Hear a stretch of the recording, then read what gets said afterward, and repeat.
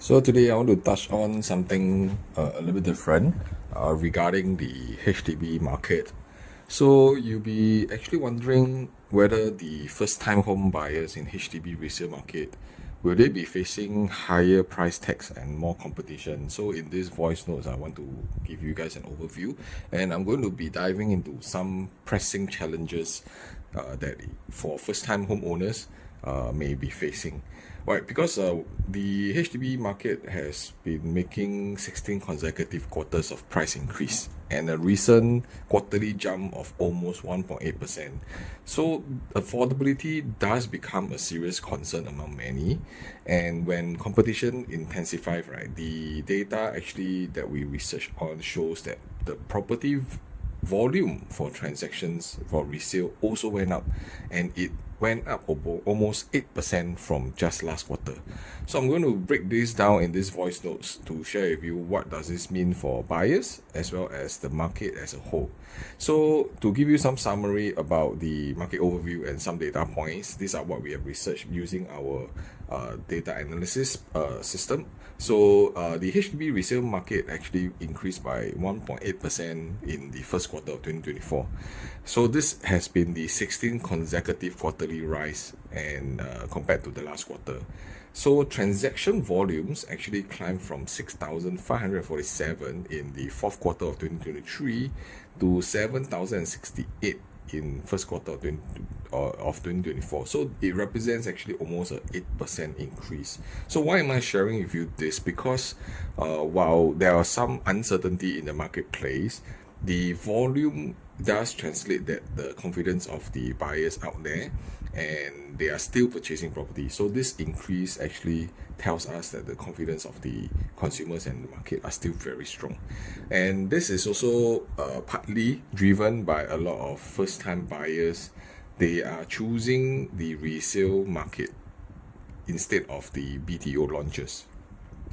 Because there is, first of all, when there's a lack of BTO launches, then of course jolly well those buyers who really need to buy HDB, which is primarily still a homestay, not as an investment tool, they still need a shelter over their head.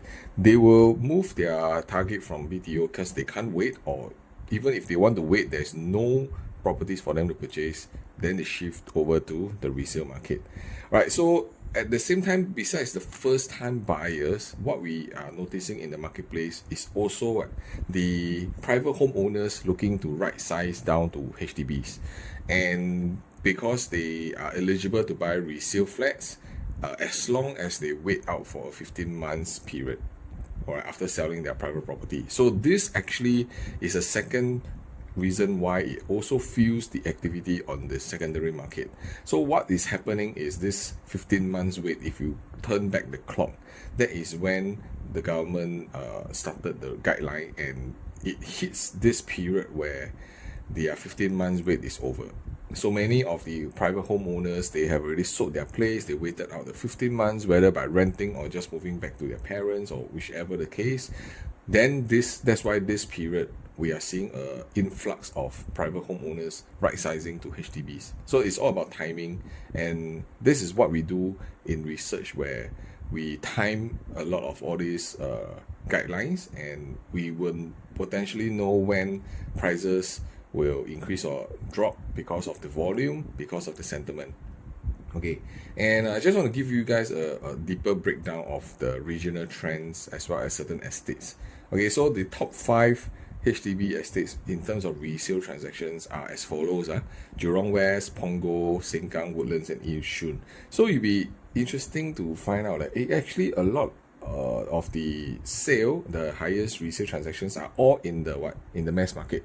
Okay, and they are a little bit more outwards. All right, we're talking about like Woodlands and Yishun. They're all in the northern sides, and they actually account for 35% of all the HDB resale deals. Okay, so one of the key things that I see why this is happening is because a lot of the other resale properties has already increased in prices, especially the ones nearer to town and or the popular estates like Toa Payoh, Ang Mo Kio. So the areas like Jurong West, Punggol, all this becomes cheaper in comparison.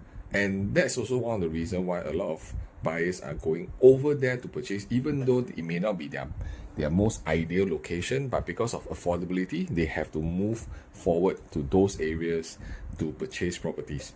All right. So, of course, are there any other HDB towns that are also experiencing rise? And usually, those increase are not because of the market sentiment. It's just that because they're always popular. All right. For example, like Serangoon, Bishan, Kallang, Whampoa, all these areas have always been getting a very positive upside, and buyers will always want to buy back into this location, even though the prices has already crept up. All right. And interestingly, in our research, what we saw is there are flats in the central area and Marine Parade as also, that they actually see prices fell a little bit. And this is also the reason why we see that why these areas generally are usually very popular, but recent years we are seeing some drop in terms of pricing, likely because of the older property types. So a lot of the properties there are easily above 30 or even 40 years. Right. So of course the drop is not significant, but still it does have certain impact. Okay. And also another reason is also the $1 million resale HDBs has been increasing year after year. So this is also another signal to highlight that, hey, with $1 million properties coming out, how will the HDB property market uphold its value in terms of affordability? So this is something that we need to really look at. And since we understand the fundamentals for supply, when the supply is low, prices increases.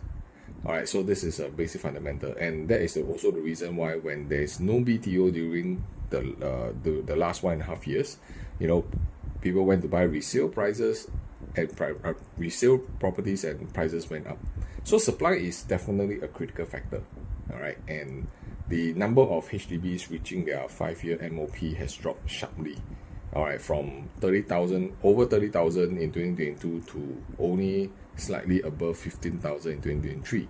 And it's only projected to fall further because the replacement of a lot of the homeowners for HDBs, the replacement cost is a little too high.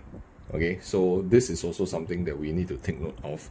And this is why when we are doing our research, we expect the resale prices to inch a smaller amount. It's not going to be as crazy as last time because first of all, there's lesser people trying to sell the property, okay, because of replacement cost.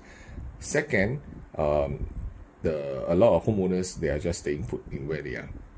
So we do not expect the prices to climb up crazily over time. And so if today you are probably HDB homeowner, you may want to think twice about what's your plan. Okay, do you have the capacity to actually upgrade yourself and unlock what you have in terms of the highest potential of your property, so that you can potentially also move on to another private property or a bigger unit. So these are things that you can actually ask yourself. So there's many first-time homeowners and investors that I want to also share with you what are some of the key things that we should take note.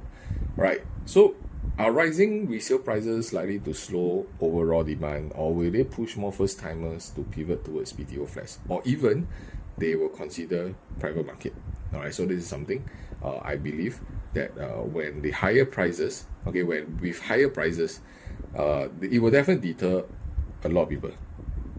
The limited supply and buying a place I have a shelter will definitely force buyers to either adjust their own expectation. That's why some of them, they even move all the way to the further areas of mass market, or they will, if time is not a concern, then potentially they will just wait out. Okay, especially the younger generations.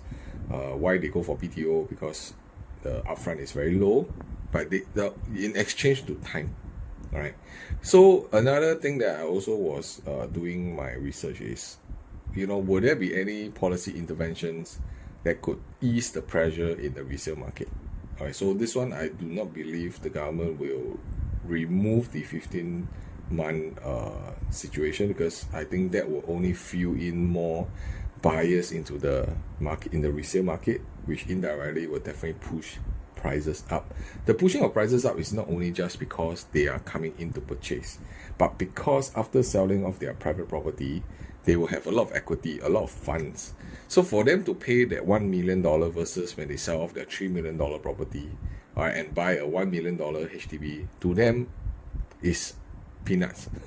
So this is also one of the reasons why we are seeing $1 million prices keep going up, and a lot of all these buyers are actually the right sizes from private property, okay, because they have already capitalized on the property market, and when they buy the HDB with $1 million and above, basically it's free lah to them, or it's like you're buying a free property, okay. So the will this intensify the competition, and it will affect the valuation or even affordability trends in long term? Definitely. Okay, and I believe with the HDB moving upwards this way, there is a very highly chance when the prices went up a little bit out of the affordability range, cooling measures for HDBs will definitely be it will still come in again, and we have seen this from previous HDB cooling measures. It has the ability to actually reduce the price index by almost 30%.